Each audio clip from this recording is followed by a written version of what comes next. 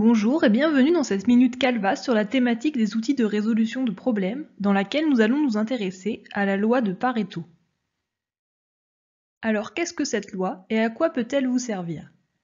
Vilfredo Pareto, économiste sociologue, a constaté en 1897 qu'en Italie, 20% des habitants possédaient 80% des richesses totales. Cette observation peut être étendue à de nombreux domaines et il a par la suite été identifié dans l'industrie et tout autre secteur d'activité que 20% des problèmes, non-conformité, incidents, causaient 80% des conséquences. Par exemple, 20% des causes de non-qualité causent 80% des coûts de non-qualité. On peut aussi dire qu'en concentrant ses efforts sur 20% des défaillances les plus significatives, on obtiendra 80% du résultat.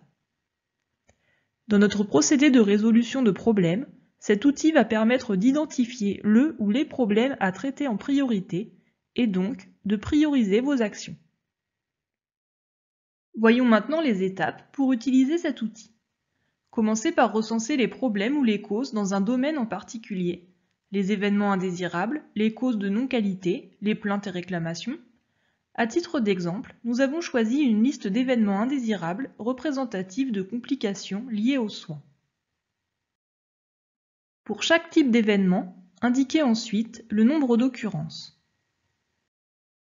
Déterminez le pourcentage de chacun par rapport au nombre total d'événements, puis classez-les par valeur décroissante. Calculez ensuite le pourcentage cumulé et représentez graphiquement le diagramme de Pareto, un histogramme des pourcentages, sur lequel vous ajoutez une courbe des valeurs cumulées. Excel offre cette fonction dans la création de graphiques. Vous pouvez alors facilement identifier les causes à traiter pour résoudre 80% des problèmes. Ici, nous pourrons nous concentrer sur la mise en place de mesures barrières pour réduire les 3 premiers types d'événements indésirables, ce qui correspond à 23% des types d'événements recensés.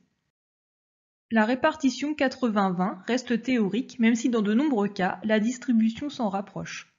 Elle offre néanmoins un point de repère intéressant pour étudier un sujet et prendre des décisions. C'est également un excellent outil de communication. En effet, il apporte beaucoup de poids à une argumentation en démontrant que 80% des effets proviennent d'une minorité de causes, 20%.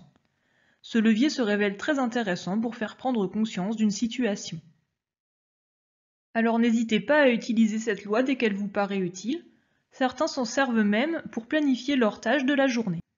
Et nous vous retrouverons bientôt pour vous présenter un nouvel outil.